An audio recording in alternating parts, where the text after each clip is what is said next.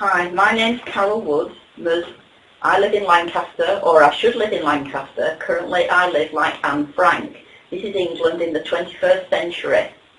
My case as a whistleblower began 10 years ago when I was a social worker for Lancashire County Council. My whistleblowing was in regard to the illegal land seizure leading to the illegal eviction of tenants on the site, known as Fylde Community School, a site of 134 acres of land in Blackpool, which I did not know but was earmarked as part of the casino development. The fraud involved in that land seizure by Lancashire County Council was led in part by Sherry Blair, who was their legal representative, telling them they could tell the tenants, for example, they have no tenants' rights and could be evicted from their homes forthwith. I warned that serious events would take place if Lancashire County Council did not halt the way they were expelling people from their homes. Sheila Bridge was murdered as a result of actions taken by the county. That is, in anybody's language, corporate manslaughter. The police refused to get involved. Why did the police refuse to get involved?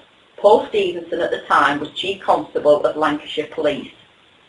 Lancashire County Council have a legal department staffed by head Ian Fisher. Ian Fisher is also the legal representative of Lancashire Police. His deputy, Ian Young, ditto. They all help Lancashire Police, if not directly, work for them, as well as the county. Conflict of interest does not occur to them at all. Given the bullying, etc., that usually follows any whistleblower and the subsequent removal of them from their posts, they go to tribunals. There is nowhere to go in tribunals in many, many cases.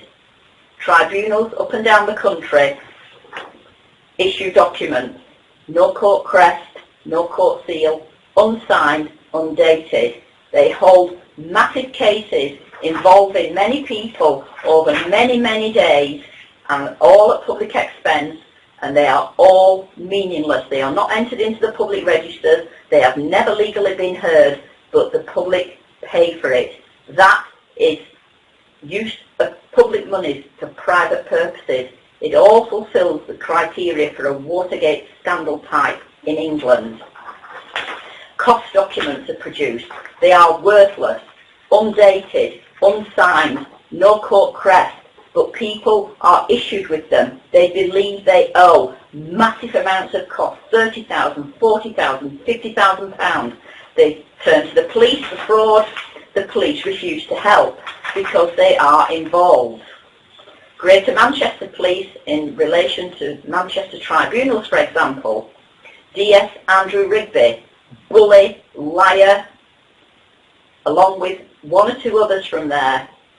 Michael Todd, Chief Constable of Greater Manchester Police, was asked to investigate my case in November 2007. In March 2008, Mike Todd passed the file for prosecution to the Crown Prosecution Service via Ian Rushton. Ian Rushton's name is all over my CPS files. We all know what happened to Mike Todd in March 2008. Where does one go then in this country for justice? Nowhere, especially as thugs can arrive on your doorstep and evict you. You have no rights as owners, tenants, mortgagees, lodgers, or anything, it seems. On the 5th of September 2008, Greater Manchester Police raided my house. 5¼ hours they spent searching it. Illegally, they broke their way in. After harassing me so much, I was forced to leave home to let them do it. They did not find what they wanted. So I was then served yet another false court document. Stephen Sainsbury, Court Manager, Lancaster County Court, works in conjunction with Lancashire County Council. They have been bankrupting people for years, uncontested, issuing false court documents. Judges never know that their names are used on this paperwork. It is not worth the paper it is written on. I am being evicted from my home for rent arrears. a home I owned outright worth £250,000. I have never had a mortgage on my house. On the 27th of October, the thugs did indeed arrive. They ripped out the whole ground floor double glazing and erected a steel door over my once beautiful period stained glass front door, and they drilled internal walls. Possibly they were looking to see if I had hidden compartments of files. Orbis, St Helens, was involved in that. Atlas, a local removal firm who removed all my contents, every single item down to the last cobweb. Over £50,000 worth of antiques and collectibles disappeared. Some reappeared in City Council lockups where City Council employees had taken what they wanted and they thought they could hide them away until the day came when they could share out between themselves. That day has not yet arrived. It is nearly 2 years ago. That day will not arrive. I want assistance to help me go home, reclaim my house, reclaim my belongings, and put a stop to all this kind of behaviour. A man appeared with Greater Manchester Police on the 5th of September and again on the 27th of October 08, purporting to be a bailiff from Lancaster County Court. He was a D. Simmons. D. Simmons also impersonates a lawyer from Newcastle. D. Simmons is a dimwit, nothing else. Make no mistake, none of these people are legal. None of these documents are legal. Everything is Scotch-Mist. Everything is bogus. And that is why it is so difficult to fight these people. Given Sherry Blair's involvement, Falconer refused to help with the court corruption. John Reid refused to help. Goldsmith refused to help. When Baroness Scotland took up post, I pursued private prosecutions. There was no way else of dealing with this. In July 2009, I was given consent to proceed private prosecutions against all these thugs of the state on my own: attempted murder, fraud, extortion, perjury, organised crime. I was dealing with it on my own. This letter came from Baroness Scotland's legal advisor, Richard Brown. It is not the letter he sent me. The letter he sent me was intercepted, photocopied, relevant parts deleted, and Ian Young has typed on it his own message. It is drivel. He can only ever produce drivel, clearly identifiable. This is Cumbrian Properties advertising my once lovely home for sale. David Carter apparently bought it from me in 2005. I have no recollection of ever selling it to David Carter at Cumbrian Properties. Apparently, a lady called Anna Judith Pirelli purchased the house. She didn't purchase the house because it was never for sale.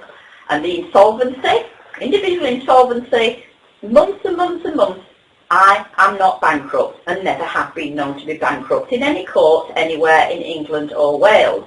However, the records do change depending on who is investigating and who is accessing secure systems to alter and delete data. This is another false document that led to the supposed bankruptcy. The appointment by the Secretary of State, then Alistair Darling, of a trustee, James Richard Duckworth. It is complete junk. This is nothing more than something somebody put together with a John Bull printed outfit. I was supposed to accept and believe all that. I will not have been the first person that trick has been, that stunt has been pulled on. Lancaster County Court, Stephen Sainsbury, Bernadette Gregson again. This is a false court document. It is a warrant for my immediate arrest and committal to Risley Prison, closed apparently in 1998 for women anyway, but I am going in 2004. Unless I go to court and give them what they want. They didn't get what they wanted. I've had many. Another false warrant for my immediate arrest on another date with a bogus judge in a bogus court. This court hearing never took place. This year, since January, I have been arrested 8 times by Lancashire Police and the London Metropolitan Police. I went to live in Harrow for 4 months this summer to get away from Lancashire. Prior to that, I had tried to live abroad. These people have very long arms. The casino development has a great many bitter people who were hoping to take a slice of the action and who resent me because they didn't get the casino. Other Greater Manchester Police were involved because they didn't get the casino either. However, they were involved because Detective Sergeant Andrew Rigby was one officer who started to investigate my case in 2004 and the link to the corruption and fraud of Manchester tribunals. Rigby was soon bought off. That net widened to include others, and as I've already said, we know what happened in 2007 when Mike Todd began to investigate his officers under Regulation 9, which is the accepting of bribes from officers. A solicitor's firm involved in this, Susan Mayers of Newcastle. Susan Mayers knows nothing whatsoever about this case, but her secretary or somebody is passing letter-headed paper to such as Ian Young to type his own junk on and serve on me to make me believe something that isn't true. Pamela Carr, the secretary of Susan Mayers, is also known as Detective Sergeant Dent of Morpeth Police. Her cover was blown by a big-mouth bully in Lancaster Police Station, Sergeant Pinder, on the 8th and 9th of November 2008, when I, with 3 others, was arrested for burgling my own house. I was held in the dark for 14 hours, no food, no drink, and I wasn't even spoken to before being told to leave. The idea was that I would break down, they could get a medic who would say I was mentally unstable. To prove that point, Harrow Police kidnapped me on the 6th of August this year, and after leaving me in the cells for 2 days, incarcerated me in a mental institution in the south area of London. I did not know where I was. I was not allowed to contact anybody. Nobody knew where I was.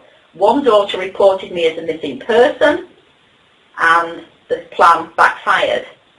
The staff at the mental institution discharged me saying there is no diagnosis to make, there is no medication that is necessary, I am completely sane. I cannot make up my story. I cannot make up these documents.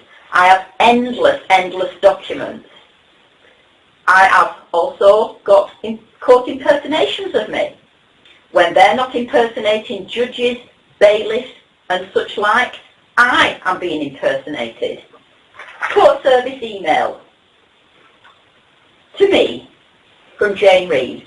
I can confirm that District Judge Lomax sat on the case of Carol Woods, 23rd of October 2008, Liverpool Magistrates Court.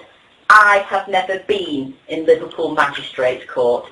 I was impersonated by Anna Judith Pirelli, who is also the lover of Janet Woodall, who is also known as Tracy Kennedy, Lancashire Police.